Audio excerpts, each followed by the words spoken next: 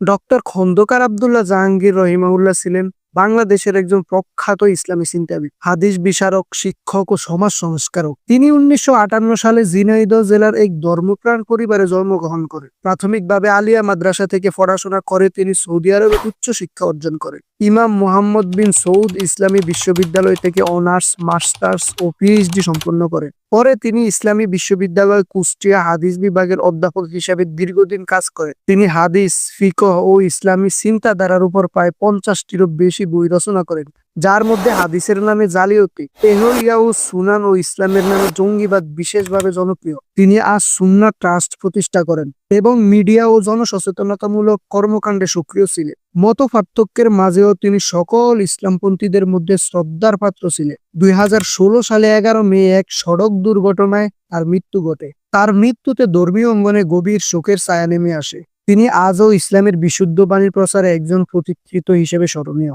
আল্লাহ হযরতকে জান্নাতুল ফেরদাউস নসিব করুক। আমিন।